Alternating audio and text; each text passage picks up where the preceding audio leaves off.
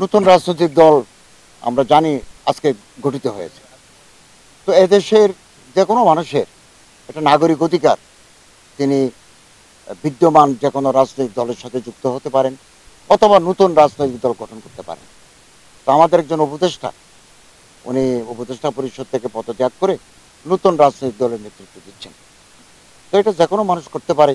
তারা যদি জনসম্পৃক্ততা অর্জন করতে পারে, তাহলে জনগণ তাদের সাথে থাকবে। এটা আগামী দিনেই বোঝা যাবে।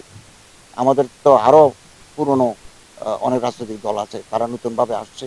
তো এটা আশা ভালো, মানুষের আশা আকাঙ্ক্ষা বৃদ্ধি পাবে। আহ, তারাও মানুষের কাছে তাদের নির্বাচনী ইশতেহার ঘোষণা করবেন।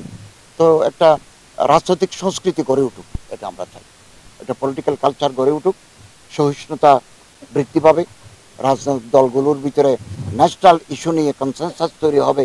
এটা খুব প্রতিযোগিতামূলক হবে।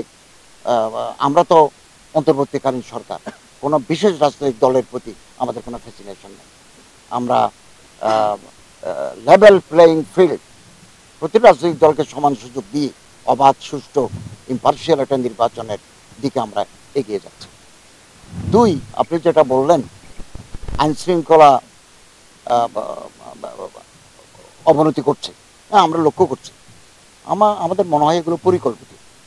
তো আমাদের পুলিশ, র্যাব, কোস্টগার্ড, বিজেপি, তারপর আমাদের গোয়েন্দা সংস্থা, ল এনফোর্সিং এজেন্সিস, আমাদের প্রশাসন অত্যন্ত সক্রিয় আছে। আপনি দেখেছেন আমাদের স্বরাষ্ট্র উপদেষ্টা গত পরশু সকালে আদাবর থানায় চলে গেছেন, সকাল 8টায় বিভিন্ন থানায় যাচ্ছেন, খোঁজখবর নিচ্ছেন। আশা করি আমাদের এই চুরি, ডাকাতি, ছিনতাই এগুলো আমরা অতি সত্বর বন্ধ করতে পারি।